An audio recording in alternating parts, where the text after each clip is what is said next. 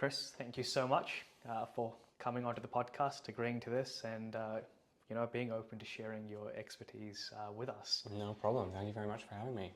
Absolute pleasure. Chris, I'd love to start off how you started your HR journey. How did I start my HR? So, to say I'm HR would probably be a grab. I'm definitely recruitment, but I couldn't do any of your employer relations stuff, put it that way. But I started in recruitment over in Scotland, where I'm from originally. And I kind of did a somewhat classic thing where I came out of university with a degree in psychology, but no idea what I wanted to do for a job. And a family friend agreed to have a beer with me and talk through what a career in different industries might look like. And he was a recruiter, and after about the third pint, he said maybe a career in recruitment is something that you'd be after or something you'd be interested in. So back then, internal recruitment teams weren't really a thing. You had HR teams internally who would try and do external recruitment while doing their day job of HR. But what you had a lot of was recruitment agencies. And so that's where I started in a recruitment agency. It's quite interesting. And it's good you brought it up, the difference between recruitment and HR. I see a lot of companies, and we're guilty of it ourselves too. We merge the two, we call it one, so that a person does both the tasks. I'd love to get your view on, my assumption is you probably think that's wrong. Yeah, yeah, that'd be fair to say. Yeah.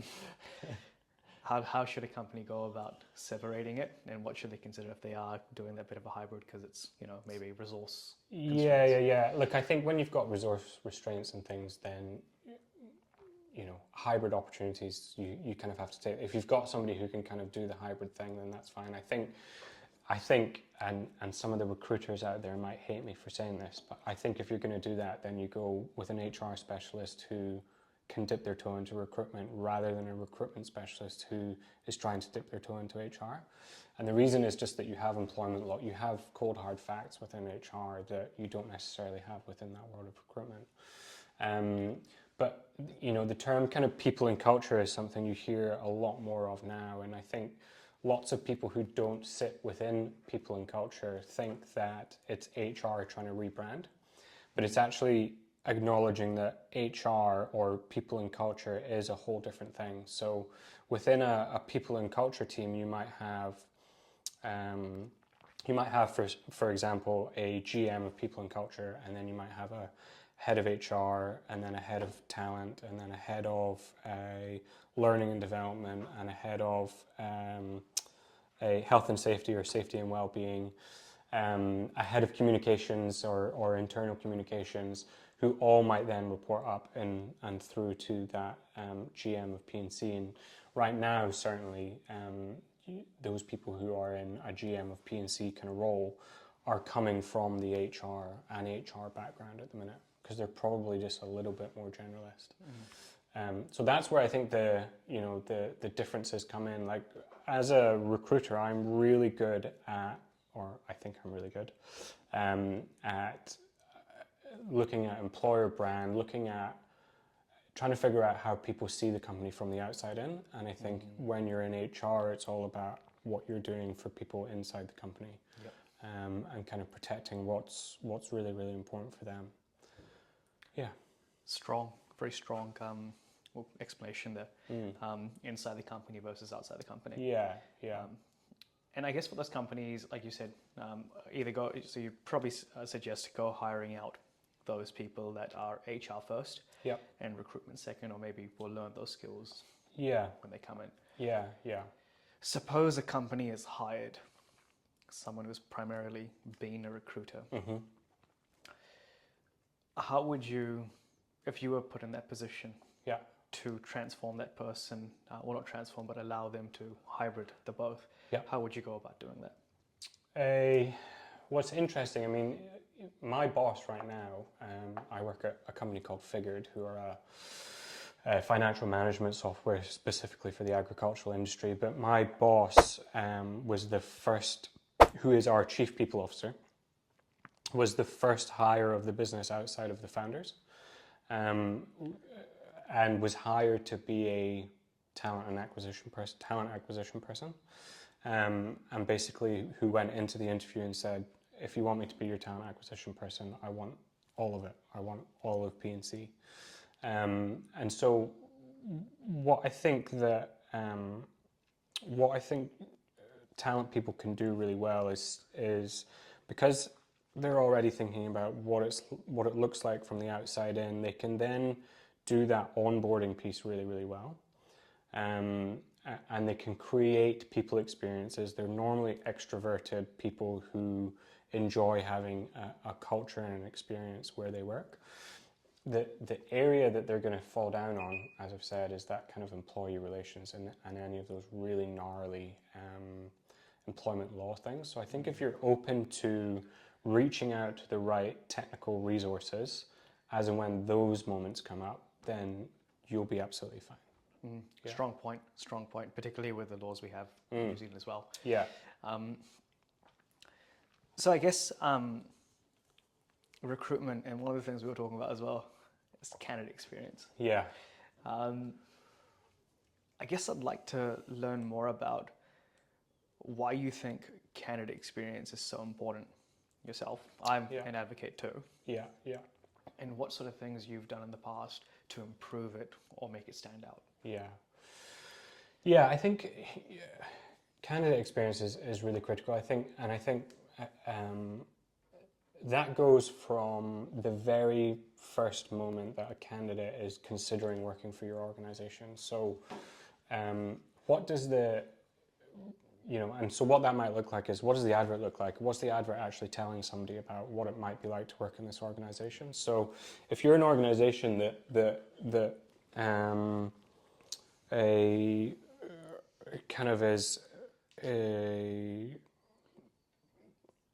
sort of wants to take the work seriously but not ourselves, has some strong values or has a culture that they're really, really proud of, or you can relay that information on the advert in the way that you write the advert. You know, if you're a particularly formal business and you have to turn up in a suit and tie every day, you can make the advert look like that. And if you're the opposite of that, you need to make sure that you're putting that into your advert as well.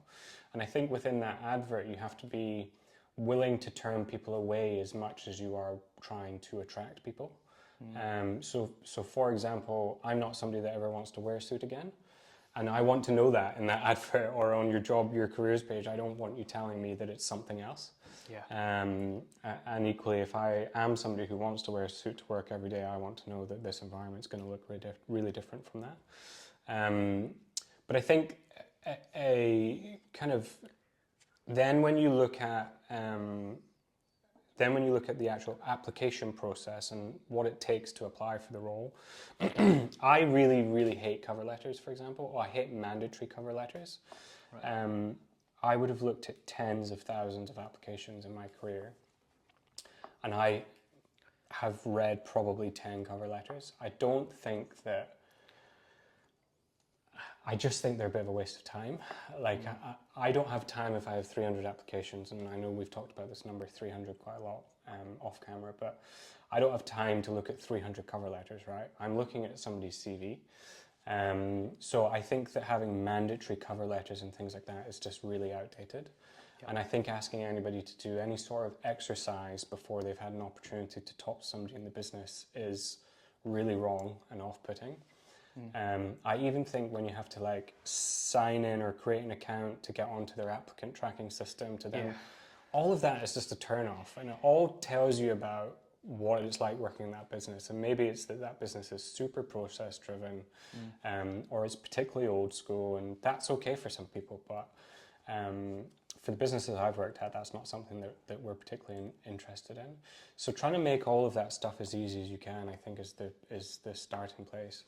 And then after that, it's about making sure that you are being really kind of clear, open, honest with your candidates as they move through the process. Yeah. And that starts with, you know, the no's, the sort of mass rejection emails that you can send. I'm not against mass rejection emails, but I think even if you write a mass rejection email, you can be really thoughtful about the way that you've put that message together. Yeah. Technology makes these things way easier, where you can, you know, you've got the tabs and things that you can create so that it'll autofill some bits of information for you. Exactly, yeah. And so just taking a little bit of time, I mean, once you set that template up, you can start to reuse it. But so something that I do, for example, is I'm just really open and honest with them, and I'll kind of say, hey, look, we've had, again, I'll use that number, but 300 applications come through. There's only one of me in the talent team space. I'm sorry, but I cannot come back to 299 people and give you detailed feedback about why I've not considered your CV. And most people will just come back and say, hey, look, really appreciate that. I can understand that. And every so often somebody will come back and say, oh, I appreciate that, but you know, I've been really struggling to find a role. And so if you did have 5 minutes, and you know, more often than not, I will then spend 5 minutes and go back to them with some deeper feedback. Because I think that stuff's really important. And then you can get into the actual interview and recruitment process thereafter. And that's a whole kind of another section on its own. But why I think all of that is really, really important is it's the old classic kind of NPS, if you take the NPS score sort of example, where if somebody has a bad experience, they're going to tell 10 people about it. Yep. And if somebody has a good experience, they might tell, you know, that it has to be a 9 or a 10 before they'll tell anybody about it. And I really have that mindset when I'm talking to and engaging with candidates and thinking about these candidates could be our customers, they could be friends of our customers, they could be neighbors to our customers, whatever it might be. And so all of that is, you have to be thinking about the candidate as a customer first, I think. And imagine how you might treat a customer, and you should probably be treating your candidates the same way. Totally agree. And in saying that, I guess for the CFOs and CEOs that get a bit wound up about why extra investments going in this or why it's taking longer for a small country. Yeah. Even Australia is a small country as well. Yeah. There's a shortage. Yeah. The shortage doesn't look like it's going to go away anytime soon. Yeah. May get worse. Yeah. Unless there's some miracle. Yeah. But in saying that, we need to, like you said, like treat them like customers. Yeah. We are literally selling. I guess I wouldn't like to say selling. They're going to spend the rest, not the next or certain portion of their life, which is meaningful. Yeah. On your business. Yeah. Yeah. And regardless of whether there's a shortage or not. Yeah. We should be working hard to win their trust and give them a reason to come in. Yeah, absolutely. I think so. And I mean, I actually have a first-hand story about the link that you can have with customers, and I'll try and keep it short. But essentially, my sister is a commercial property manager in the UK. Her and her family moved to Dubai, and then I was interviewing for a job in Auckland, and it was I was just trying to think there, and I know that you'll do your editing on this, but I was just trying to think about what I could say and couldn't say there. But it was for the role that I had at Education Perfect. Right. And while I was interviewing for that with Education Perfect, my sister over in Dubai was considering taking a job as a procurement specialist for a large international school in Dubai. And one of the things she would have had to look at is the technology that they're using in the school. And Education Perfect was in Dubai, had people on the ground trying to sell Education Perfect into schools, exactly like the one that my sister worked at. Right. Or was considering working at. And so we were then having a conversation about that. And that was what kind of really cemented home. I mean, it was something I believed in anyway, but that was like a first-hand experience where if that candidate experience, it was great, by the way, and I ended up working there. But if it had been awful, I might have ended up saying to my sister, oh, if you ever see that Education Perfect, yes, don't do it. They're rubbish. Yep. So that, you just don't know who you're talking to and who they know. Yeah, strong point. And I think I might sound a bit philosophical about this as well. Just with anything. Yeah, Like totally. you just never know who you're talking to, Yeah, who they might be, and it's not as if you're trying to get something from someone. that's right. It's just good etiquette, I believe. Yeah. And I mean, like when you put up the example of 300 applicants, mass emails, of course. But then when you move down the pipeline, maybe there's, I'm not sure, I'm just making an assumption Yeah. there, maybe say the 10 applicants that have been given a technical interview, for example, or technical test. Yeah. Suppose the technical test is done, Yeah. results are in. Yeah. Not everyone makes it to the next round. Yeah. How do you handle that? That's a phone call. So I would always think if you take them beyond their initial application, I'll always phone the candidate. And especially, you know, even more important, if you've phone screened that candidate, which these days is a Zoom screen, you know, you've looked that person in the eye. I think that they deserve you know, a phone call back to explain what the feedback was. So yeah, I've always done that, where any engagement that you've had beyond the application. I mean, the application itself for a lot of people is a draining experience. For people who don't put CVs together very often, or they, like, you just don't know what's going on in their lives in terms of the stress that they're dealing with, either at the current job that they're at that they might hate, or they're being made redundant, or whatever it might be. They're putting time and energy to come and apply for your role. So once you then amp that up by asking for 30 minutes of their time to phone screen them or whatever else, I think that they're due a phone call back. So at that point, it's always a phone call back, with some explanation as to why they've not been taken forward to the next stage. Right. For those, I guess, recruiters who find it hard, or maybe are juniors at this, or people like me who've just come into it, what sort of advice would you give when you're having the conversation? Because it's kind of like, it's scary, because you don't want to hurt the other person. Yeah, it's and again, and funnily enough, I was speaking about this the other day to somebody in the business who was asking me basically this exact question, because they were saying they don't think that they could do it. I mean, it gets way easier after 15 years. But when I first started, I was kind of 21, 22 years old, and I recruited for senior finance roles in the UK, so CFOs, finance directors, financial controllers.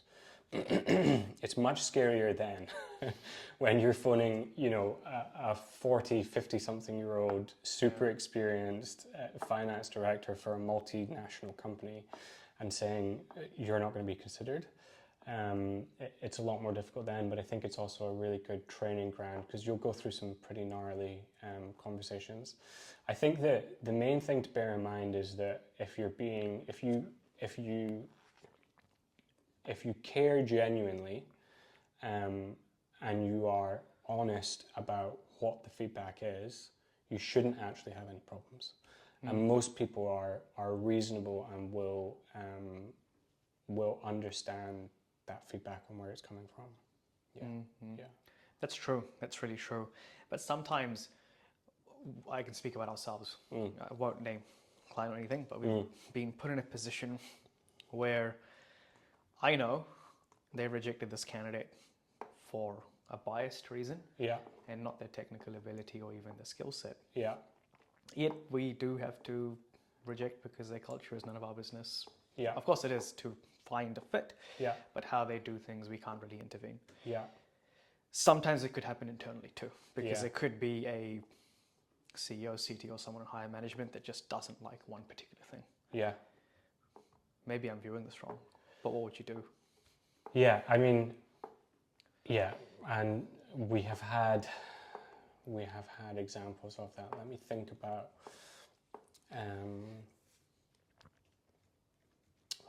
that one.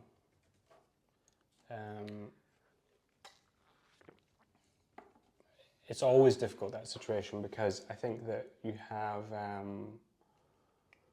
the first thing that you always have to try and do, of course, is try and understand from the hiring manager that's rejecting them what the reason is, and to the point where you might make them uncomfortable, which I think is only fair if they're going to make you feel uncomfortable, as to what the reason is, and you know, it's pretty rare that they're going to come out and tell you what their bias is, even if you have a pretty good feeling on what it might be. And so they will then form some reasons that that are a little bit more logical and a bit more grounded in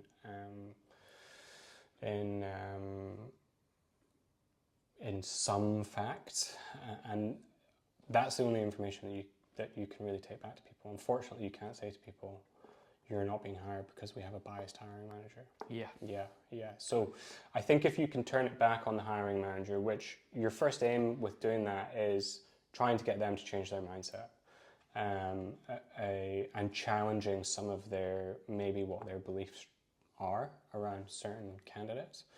And then if that's not really working, then just continue challenging, continue digging, even if you're making them feel uncomfortable, because you need something from them which you can actually take back legitimately to that candidate and be honest about, here's some of the feedback as to why you've not been selected. That's true. Yeah. That's true. Yeah.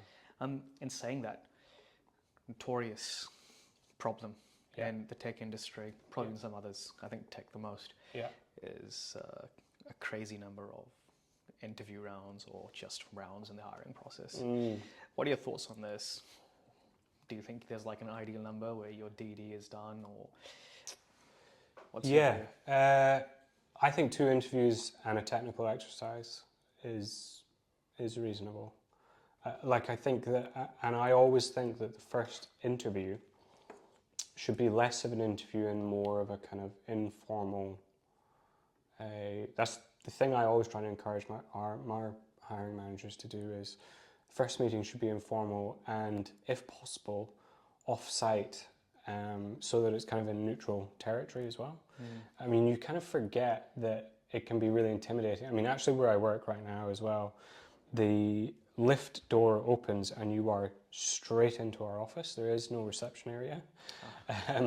But even in those offices where there are those reception areas, actually that can also be the whole thing can be quite intimidating for people.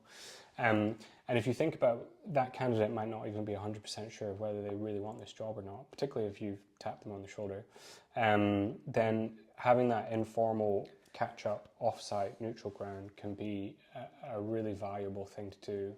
And I think it should be, the way that I ask our hiring managers to approach that as well is for them to, I want them to talk more than the candidate talks. I want them to talk about where the business is, what the strategy is, why is this role available, why now, where does it fit into the team, what are the long-term goals for this role, so that actually the candidate's getting all the information. And what you then find is, really organically, the candidate will then say, oh, that's interesting, I did that here. Yeah. And that's really interesting, that was something we really struggled with here, we never found a solution for it, or whatever it might be. And then the hiring manager is beginning to pick up on what the candidate has and hasn't done. But the candidate feels as though all they've had to do is sit and listen to the information that they're given. Yep. Then I'll follow up with a phone call, ask them how they feel that went. Then I think if you've got a technical exercise, that's the time to ask them to do it, so that you can then use that technical exercise in the second interview if there's anything within that you want to follow up on, or kind of understand their thinking or logical reasoning behind it. Or it might be, of course, that it's something that you want them to present back at the second interview. But either way, I think it should be in between the two. And then the final interview should be hiring manager.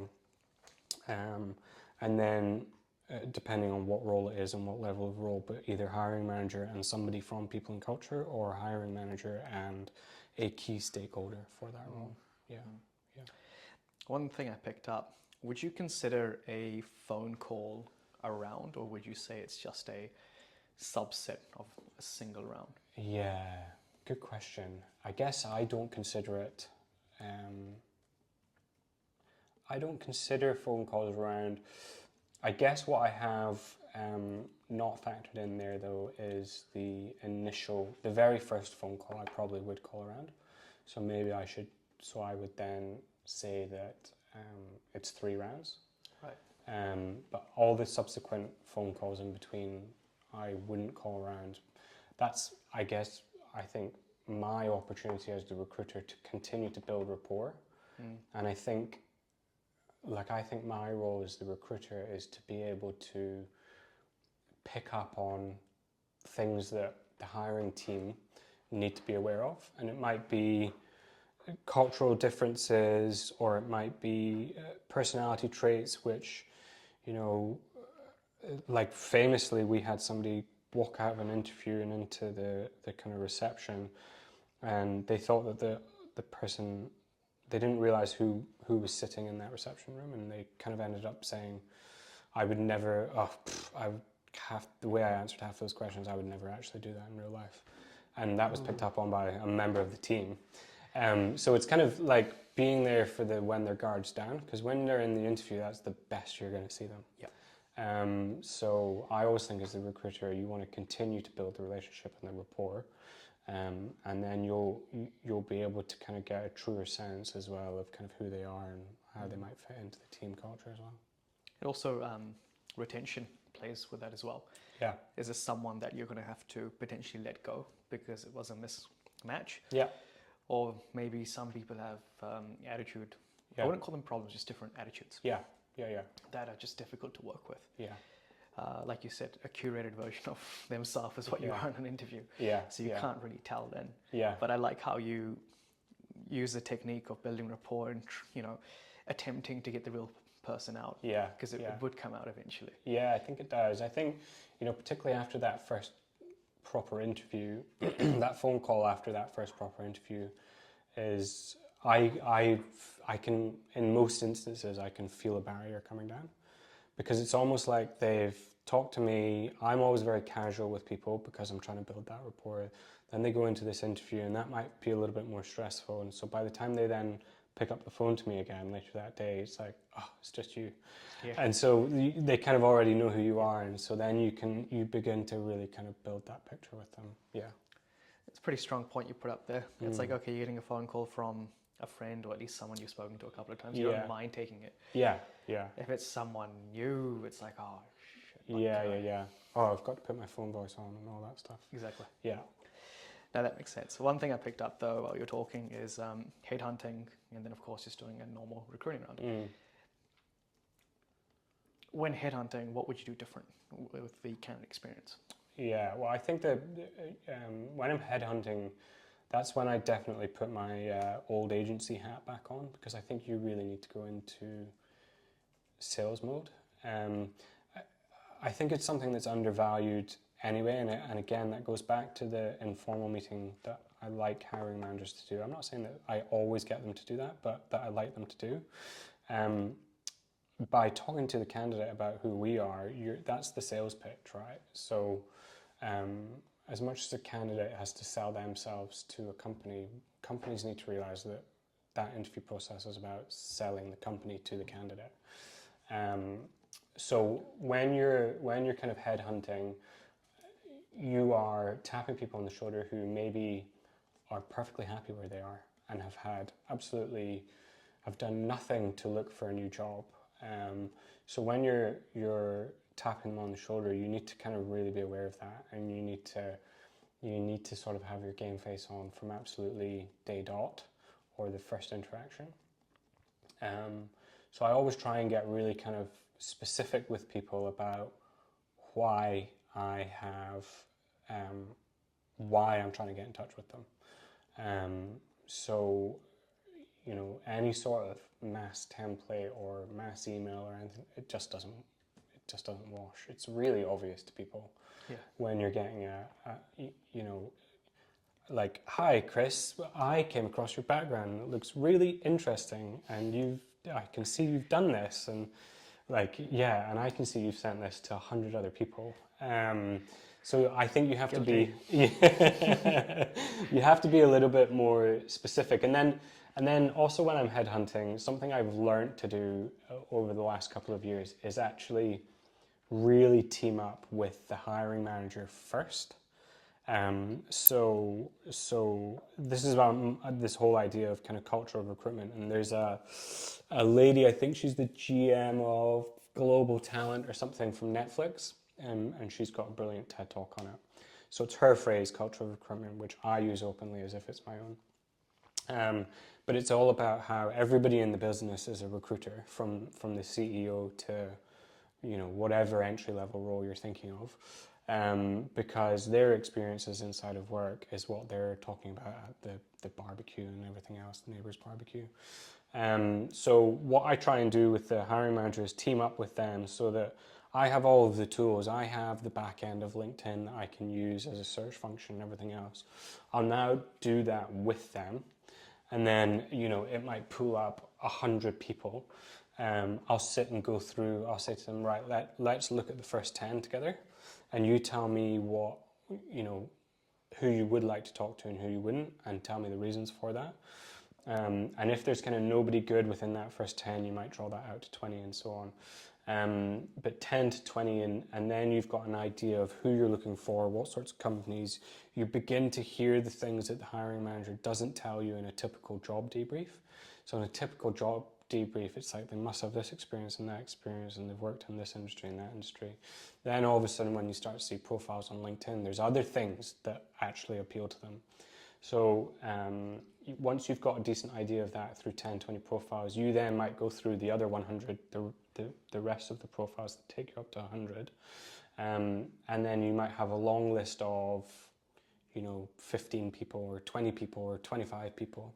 And you want to go back to the hiring manager at that point and just spend 10 minutes with them and say, right, who should I contact out of here? You shouldn't really have a long list of more than 10, 11, 12 people. Because otherwise you're probably just over-indexing the amount of people that you're contacting. So then you have 10 to 12 people, let's say, or even 8 to 12 people. Then you can start being specific with the messages then you have time. You can spend 5 minutes looking at their profile and then send them specific messages as to what it is that makes us interested in approaching them. Hey, I'm getting in touch with you because I can see the time that you've spent with Zero. I see that you started in this role with them and you've moved up through here. That's a really interesting career journey to us. And we think that for this new role, we're going to need somebody who can come in and create a team who are going to go through that same career journey. If you're interested in finding out a little bit more, come back to me. And I'll also always specify that I appreciate their time and even reading the message, and don't feel like you have to come back to me if it's a no, because also people get approached all the time. So anything you can kind of do to be as short and snappy as you possibly can. I'll always look at a message twice and take out as many words as I can after the first attempt at writing it as well, because people just don't have time. And if they see a long message, they're not going to read it. There's also a lot of sales there as well. Yeah, there is. Yeah, there definitely is. Quite interesting how the overlap between skills-wise recruitment and sales. Yeah. Even when Arwen sends out a couple, because he's a part of sales as well, like he always goes, right, can I take this word out, that word out? Oh, this here, I guess when they overlook it, they may assume this. Yeah. And we just go with that. Yeah.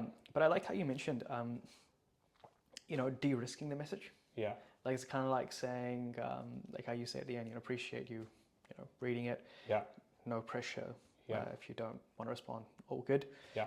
He likes to use no pressure. If not, it's all good. Yeah. I guess one thing that I've personally, because there's some messages I get, and I'm like, this is an interesting message. I do want to respond, but I want to respond properly. Yeah. And you never come around to doing it. Yeah. At any point, do you follow up? That's an interesting one, because I think there is a stat that says that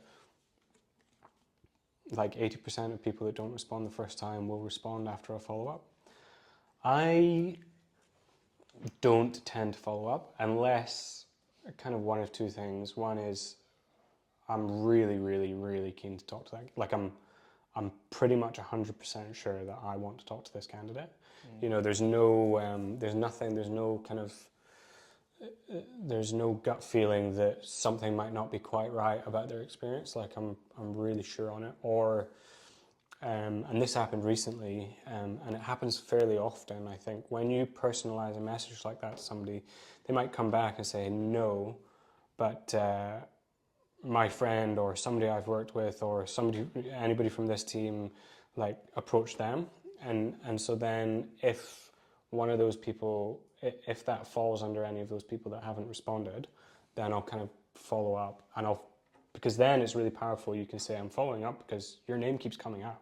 Yeah. I need to talk to you. Yeah. And then you'll find that the message will come back. But otherwise, I just don't want to be that kind of pest that is just following up for the sake of, because I get it all the time as well. I get people,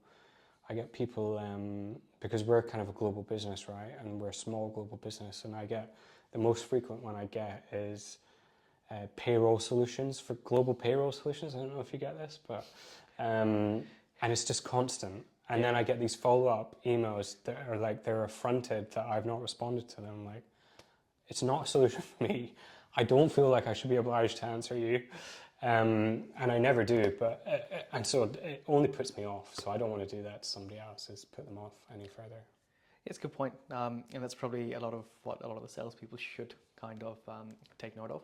Yeah. That's one of the things we did since, so we used to be one of those type of people who would just pest during COVID. Yeah, right. Because you really didn't need to pest. It was one message and you'd get it. It was just that bad. Yeah. Then 2023 came in, and one of the things I learned from marketing 5 years ago is that, and there's a statistic out there too, that cold calls ruin your brand and cold emails are no different. Building relationships is probably the best way to get your customers. Yeah. And if it takes a long time, it's actually not a long time. Yeah. Like if you look back, say for example, you start today working on building relationships with other people, and being very genuine about what you're doing. 3 years from now, when you look back, you go, well, actually, if I want to talk like a salesperson, your cost to customer acquisition was actually quite low. Yeah. Maybe your sales cycle was a bit longer, but that's fine. Yeah. If you've got runway or balance sheet, whatever you want to call it, perfect thing to do. Yeah. But you've done it the right way, where everyone's happy. Yeah. And you've maintained your brand too. Yeah. And they're happy to be your customer. Exactly. Yeah. Yeah. Yeah. Yeah. And you can kind of apply the same thing with recruitment as well, like how they have expressions of interest. I want to actually know what your feeling is on this. On what? Having an Expressions. expression of interest. Yeah, jobs put out. I don't know, like, so I'll always have, I mean, I've built a couple of careers pages now, or rebuilt a couple of careers pages, and I will always have a constantly open job that is basically an expression of interest. So, you know, with the kind of the classic tagline, don't see what you like, you know, let us know your details here. I think that's one thing, and I think that's probably more than anything just to let people feel as though they've done something to try and, you know. I don't really otherwise know. What I really hate is, what I worry about rather with expression of interests, and I've been asked to do this before and I won't do it, is we're thinking about bringing X role into the business, but we want to know who's out there first. And you go, well, do you need the role or do you not need the role? Because if you need the role, let's go and get the role and we'll get the right person for you. Saying to the market, saying we don't really know, but we'd like to see who's out there, that's really disrespectful of a lot of people's time that then go in and go through that whole process, like I said earlier, where you're applying, maybe they're having to build their CV from scratch, those kinds of things. Or I should say it's not really disrespectful, but you could view it as being disrespectful of people's times, completely. Right? So I guess I'm anti-expression of interest, unless you're being really clear and upfront with people about it. Hey, look, you know, it's at the top of the job ad, like, this is honestly what we're doing. We don't know if there's somebody out there, but then also, what does that kind of say about your business when you don't know? You kind of look a bit disorganized or undecided, or, you know. So I'm not a big fan of it. I do see it. I see it quite a lot. There's actually one company on LinkedIn that I've had an expression of interest thing up for like the last 2 years. So I don't know if they'll ever watch this, but they'll know who they are. Huh? Soul Machines. No, it isn't them actually. Really? Yeah. Right, because I've seen a lot of the EOIs out there. Fisher and Paykel, I've seen they've done it. Yeah, right. Yeah. We did it once at Foodstuffs. Right. But that was during COVID, and our stores were, you know, they would have our stores would if somebody who contracted COVID had been in our store for like an hour, they had to close the whole store down, or they had to any staff member. If you think about like a pack and save, it could have 300, 350 people in it. Anybody who was working during that 1 hour that COVID case was in wasn't able to work the next day. Yep. Until they were cleared of COVID. And this was right at the beginning where we were all sort of trying to figure this thing out. So what did you do? You could close down the store for a couple of days, but then your community now can't get access to stores. And if you think about that from the perspective of, there are some people who live really near the store and have to walk there and or aren't able to get to other stores. It's a big kind of blow for the community. So we were doing everything we could possibly do to keep stores open. And so at that point, we put up expressions of interest for anybody who might have been furloughed or anything like that. You know, there was a lot of people from the likes of Travel Centre, Air New Zealand, that kind of thing, who were able to come in and do some shifts for us. So yeah, I won't say I've never done it, because I have, but I think that's as good a reason as you could get. Yeah, like for that, like I guess like you call that, wouldn't you like to use the word backup staff, but temp staff? Yeah, it was a kind of temp situation, yeah. And it ended up being a lot to try and kind of manage. There was a lot of people. I mean, it was great. There was loads of people looking to help. There was loads of people, I mean, probably 25% of the people that put their name forward were like, I'll do this for free. Like, I'm not doing this for any other reason than to support the community. So that was cool. But yeah, that was the only time where it was like, hey, if you can work anywhere in the North Island, just stick your name in here, and we'll if we have a store near you that needs some help, we'll put you in that store for the day. Yeah. Makes sense. No, yeah, I feel the same way about expressions of interest. Yeah. But going back to that, suppose a company is trying to figure out whether there is a person out there. An example could be we want a full stack engineer that is strong in Java and Python. Damn, like, okay. Yeah. Now, we don't want to put out an expression of interest job. Yeah. What would you do to figure out whether there are people like this out there? Yeah, I think that, that's when a good recruiter should be able to go out there and build a talent map, right? Like and again, so I have been asked to do that a number of times, and so what you'll then do is you'll go and do it as if you're doing a full kind of headhunt recruit, and you'll see how many people you can find that have those relevant skills. You're not approaching them or anything like that, and as old school as it sounds, I'll normally end up with like an Excel spreadsheet with maybe 20 names on it, and you'll share that with then the hiring team, so the hiring manager, maybe their boss, whoever it might be, whoever has sign off on whether or not we can actually start to recruit this role. And you'll kind of go, look, for most roles we might have 150 people. For this role we've got 20 who have the relevant skill set, and of that 20, let's assume that 75% of them won't get back to us. And then let's assume that half of who's left won't be right culturally. So there you go. You've got potentially 2 people for that role. Do you want to go for it or not? Or are there other options, whether it's outsourcing or anything like that? Or even just rethinking the role completely. Or just rethinking the role completely, yeah. Or kind of then going, because the conversation often then goes, I'll always ask hiring managers, what are the top 3 technical things you need from somebody, and what are the top 3 soft skill set that you need from somebody? And then if it becomes really difficult, you go, okay, so this is your top 3, but what's the thing you're willing to sacrifice? Because that might open up another 30 profiles for you, for example. I hate talking about DEI because there's no right answer. It's a tricky subject. And you can get in a lot of trouble for saying the wrong thing. Yeah. With recruitment, if you were thinking about DEI, you can just go skip if you want to, because I totally get it. How would you, let's just say, I mean, we have a big problem in tech where women are, I don't want to say not represented, but they're not many.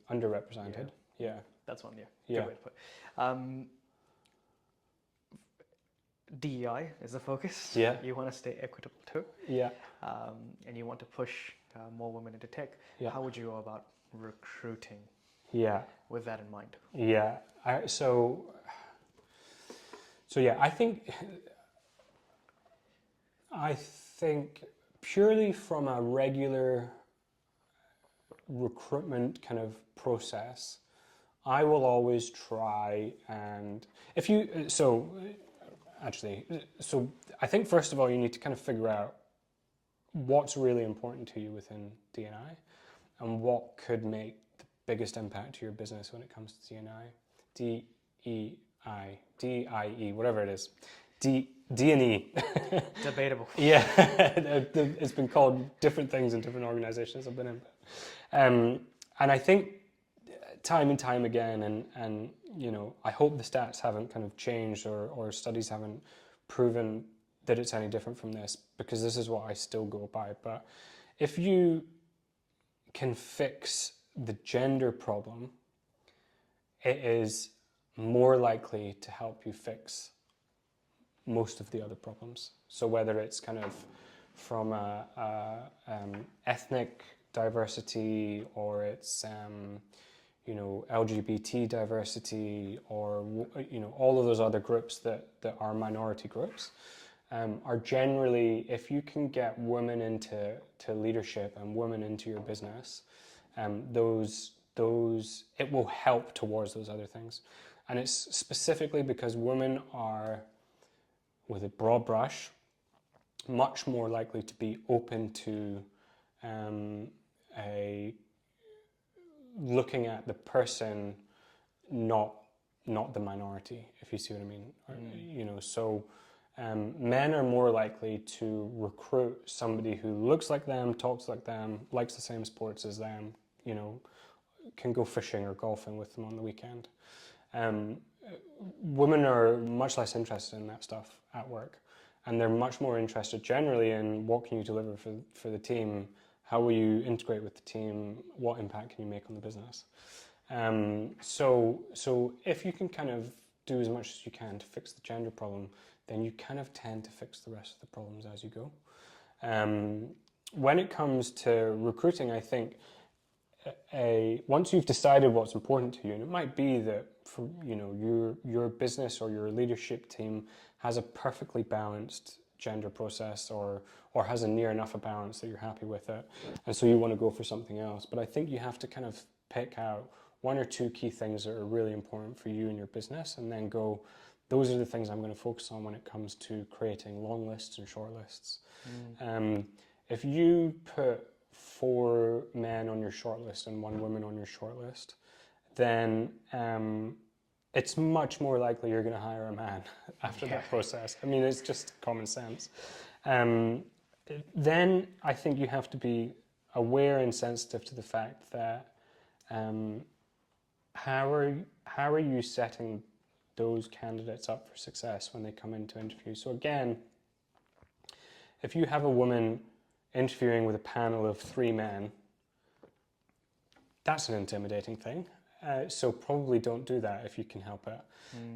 If you have somebody who, you know, and that counts for the same thing, right? So if you have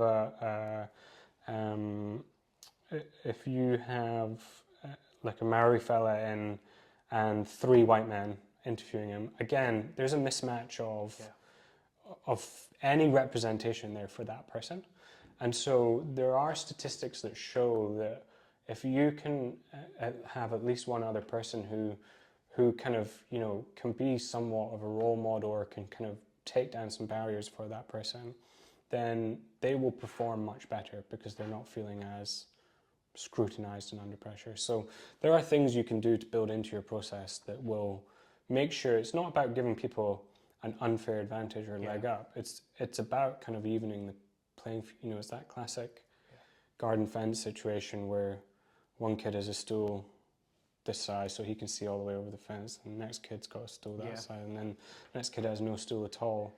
That's not an equal chance to see over the fence, right? So you're just trying to raise everybody up to an equal playing field. I think if you can just really think about what are the things that you're doing to try and make it an even playing field, you'll tend to get better outcomes. Yeah. I totally agree. And with global recruitment, what I've observed myself, Indian candidates or Filipino candidates, is that when you've got, and this is going to sound racist, but I don't mean any racism, is that when you've got 3 white people in an interview and there's just the one Indian, they themselves are contemplating whether, like the candidate themselves are contemplating whether the English is good enough. So they are very hesitant with saying certain things. And it's tough for them. It's really tough. Sometimes it just doesn't need to be as cliche as it sounds. Like, okay, having a bit of diversity, even culturally, helps a lot with your candidate coming in. In specifically when they are either an immigrant or you're hiring from overseas too.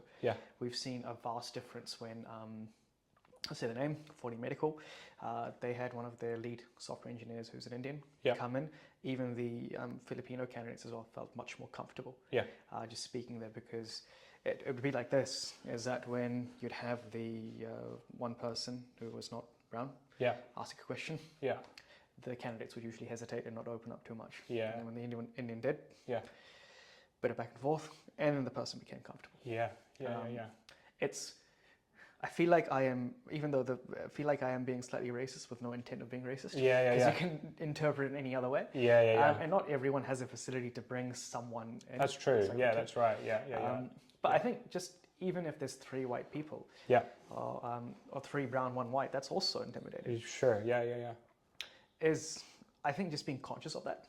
And like you said yourself, like building that rapport early in, and just making it a bit more casual before you start going into the right.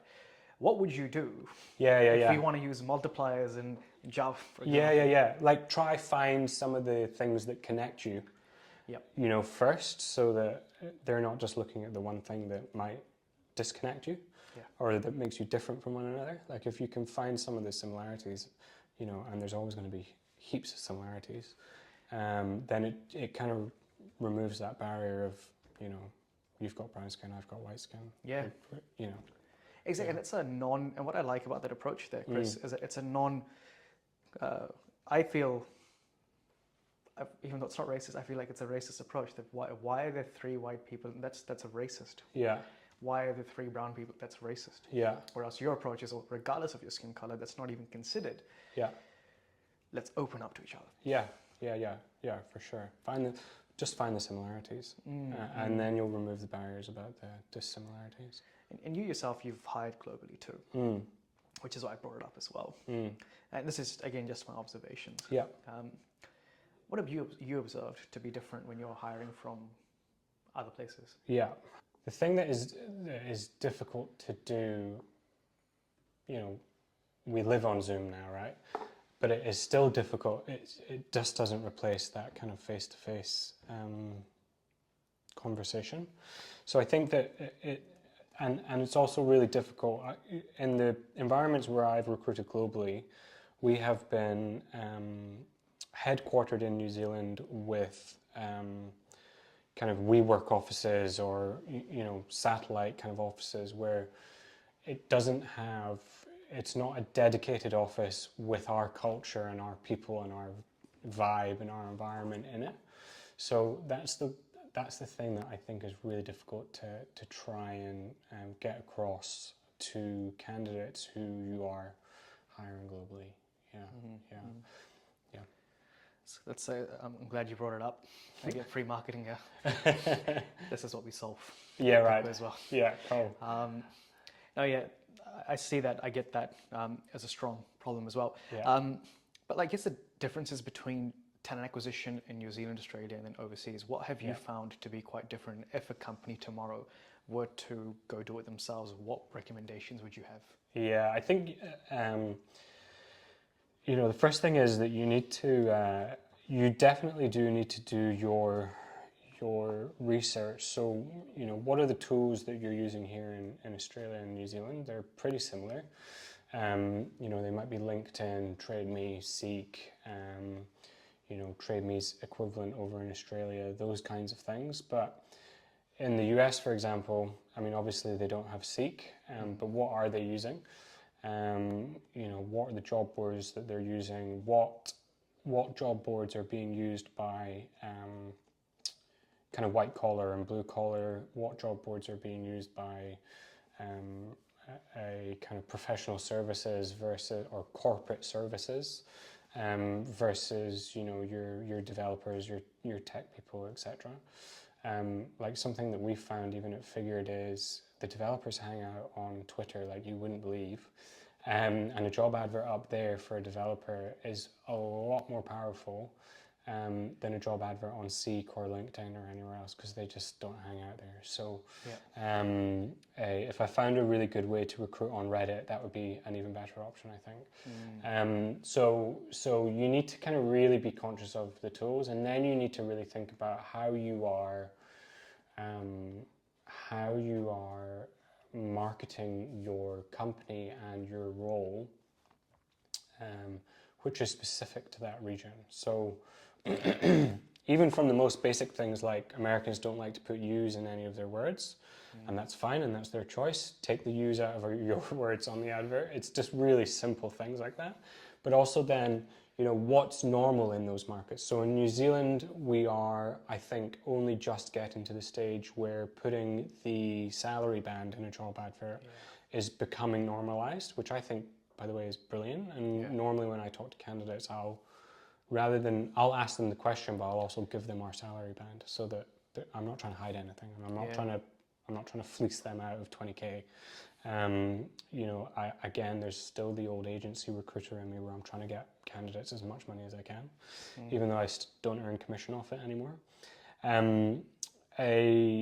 But if in the US, for example, it is really common to have a number up, you might have to do things which are uncomfortable or not normal for you to do in New Zealand and Australia, but might be really weird if you don't do in those markets. So you kind of need to spend some time looking at the job boards you want to use, the tools that are available to you, but how are the adverts pitched there?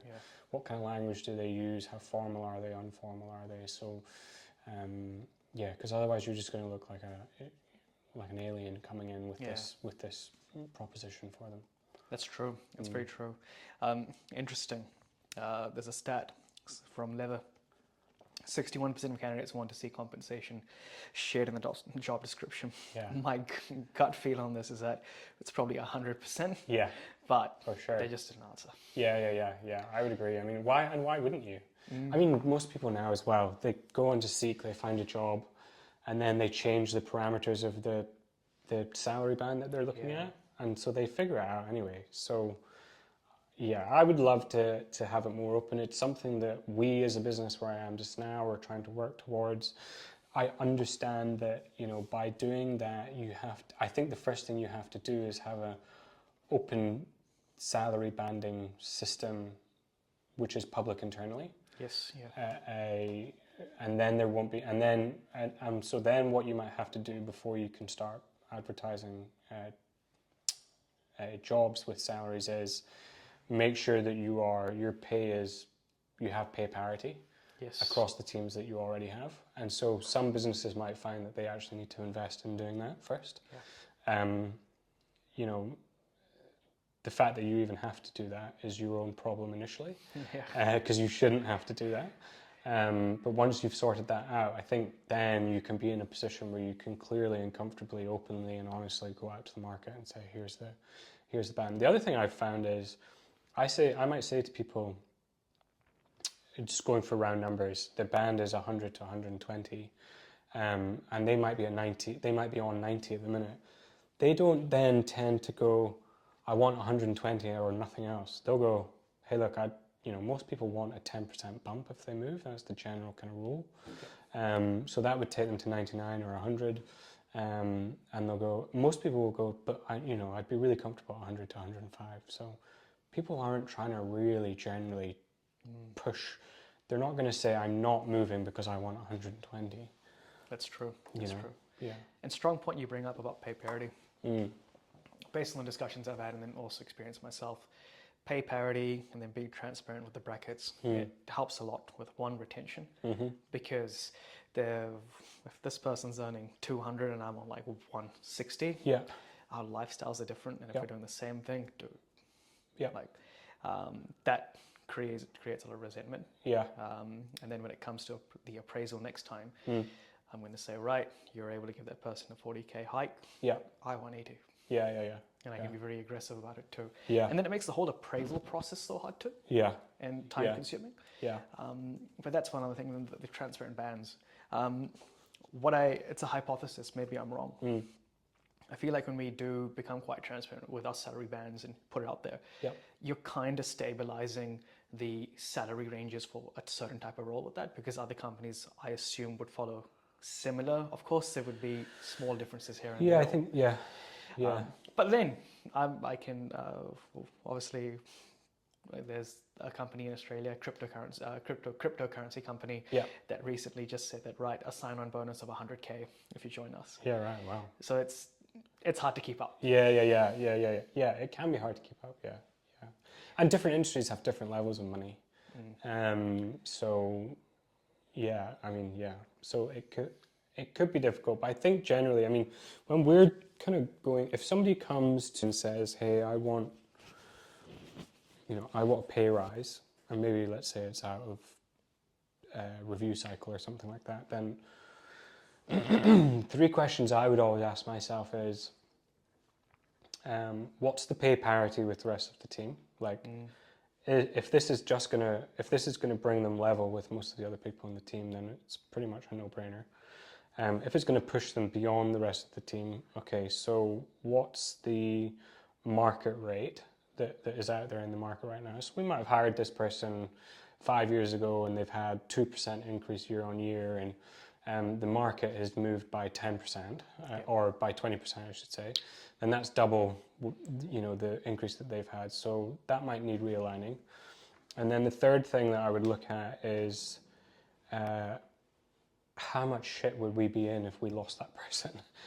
Because I think that, as much as you need pay parity and you need bands and things like that, I think the reason that you need a band which has maybe 20 or 40K in it is that different people will could deliver a different level of work for you and bring a different level of experience but still be in that band. So that might make you kind of more comfortable. Okay, that's going to put you about 5K or maybe even 10K above the rest of your team, but the team would really suffer without you in that role. So actually the fairest thing to do is keep you in that team.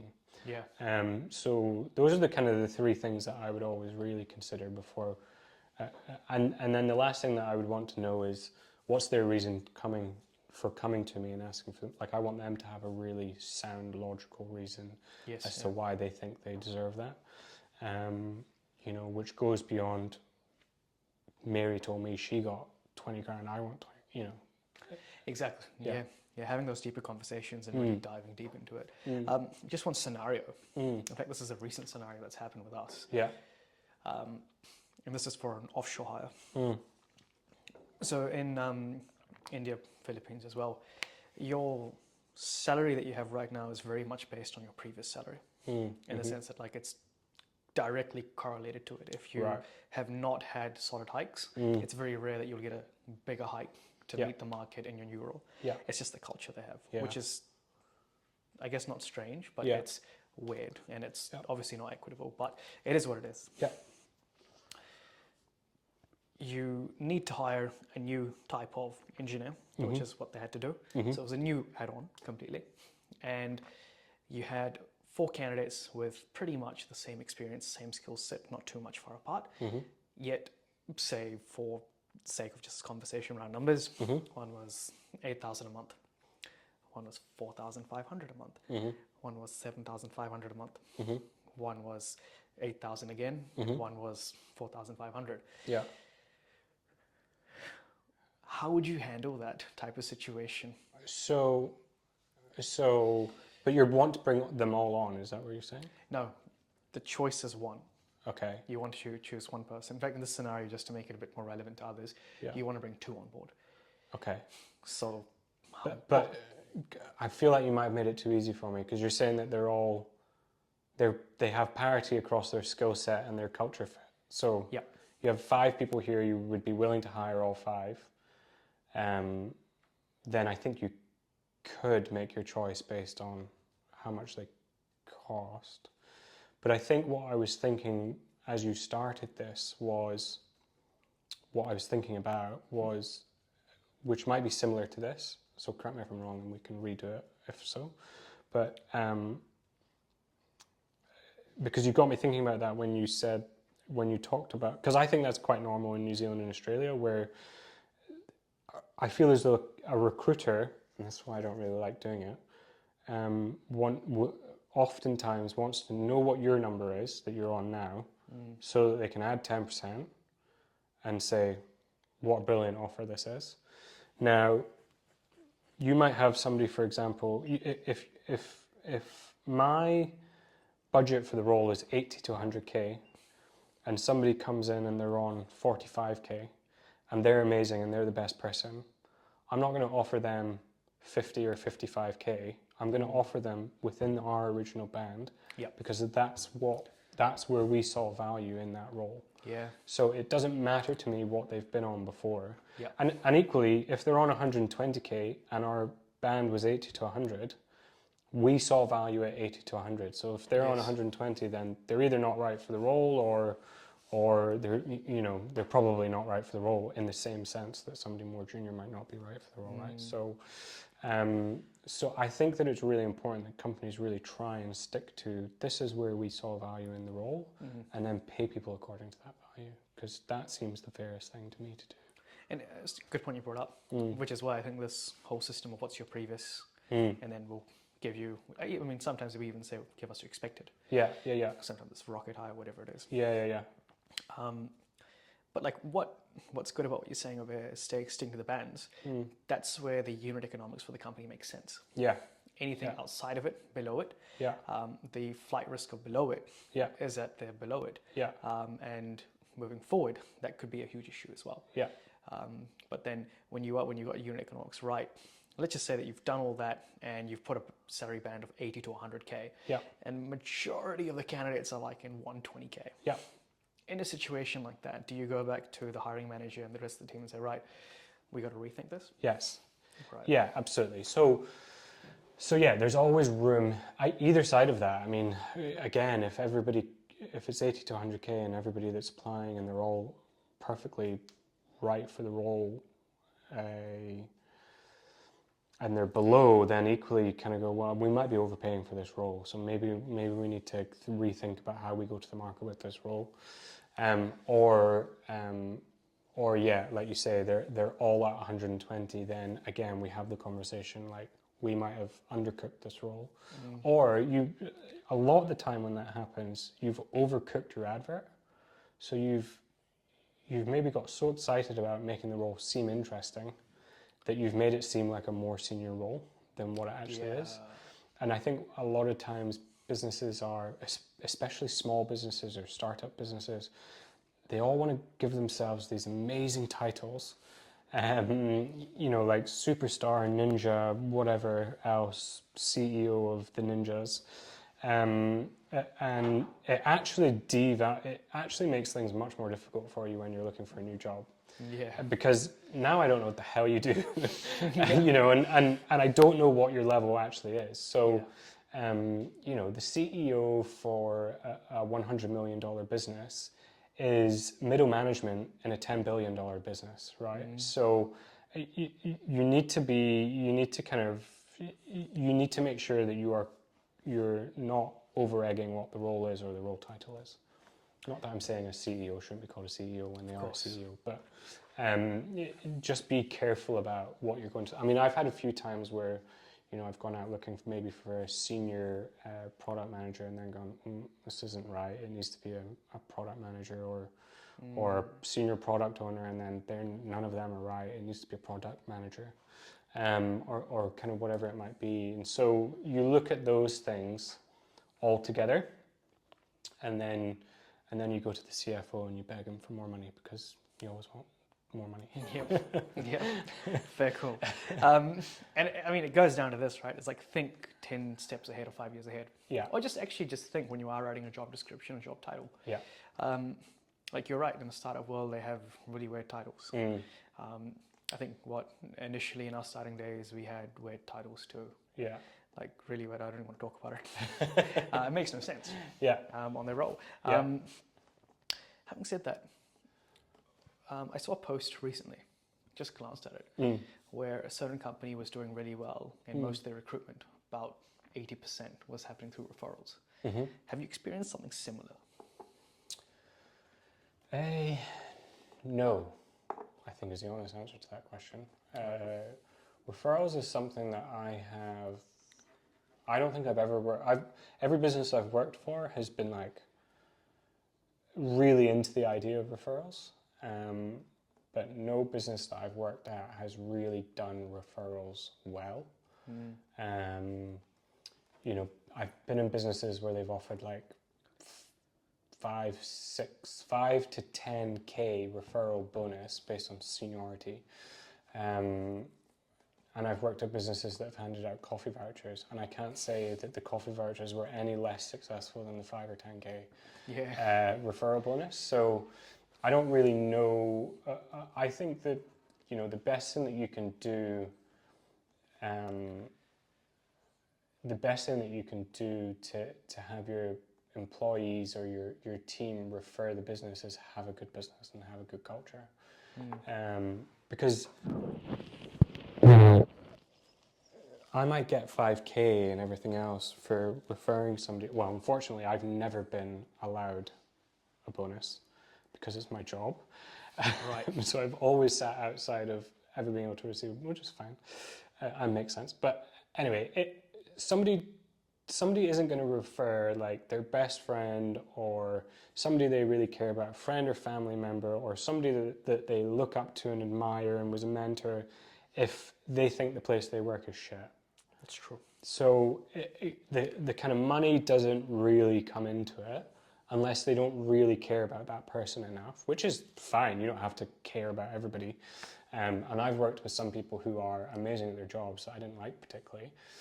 So maybe I would refer to them. But even then, it's your reputation that's kind of on the line. It's your personal brand that's on the line afterwards when they come in and they go, it's really shit here, isn't it? And you go, yeah. Why did you refer me? Well, I got 5K. You know, it doesn't really, it doesn't sit right with people. So the best thing you can do is have a place that people want their friends to come and work at. Strong point, very strong point. We've never used referrals ourselves. I mean, it's not good for our model either. Yeah. But we don't say no to it. Yeah. We allow it, but there's no intent behind it. Yeah. We welcome it completely, but we don't like pitch it and say, please refer. Yeah. The one place where I think a referral like that can work, and this is something we're looking into doing at Figured at the minute. We haven't figured this out yet, but if with the ATS that we have, we can create unique URLs so that we could have our team members, for example, share a job post. Because hang on, let me just explain this first, and I need to get my head around it. But share a job post, say, on their LinkedIn. If somebody from their LinkedIn network then clicks that link and applies for the job, then like a $500 referral or a $1,000 referral, because that candidate would then be linked back to the link that they shared. Right. Now, the reason for that is, you know, I've got like, I don't even know what it is, 5,000 people that are on my LinkedIn network. Yep. If I share something on there and one person shares that, it like goes out exponentially to like 30 million people or whatever it is. So that is powerful. And then the people that come through aren't necessarily, they're not saying, I vouch for this person. Yep. They're just saying, you've used my network. And I think that's a fair transaction to go, here's 500 for letting us use your network. So we're looking at something like that at the minute with Workable, with Figured. Got it. Yeah, that's the first thing I picked up. As soon Yeah. as you said that's like, okay, cool. You're paying for the reach. Yeah. Essentially just saying, right, you're a micro influencer for us. Yes. We're Yeah. not really recommending, just saying, hey, there's a job out here. Yeah. If you're interested. Yeah. Yeah. That makes sense. Yeah. That makes sense. Yeah. I want to first thank you for doing this. No And problem. being very transparent too. Mm. And just open, honest with what you've been saying as well. Mm. And having no guards up. Mm. It's been a pleasure talking to you. You It's been a too. pleasure doing this too. Yeah. I know the listeners will gain a ton of value from this as well.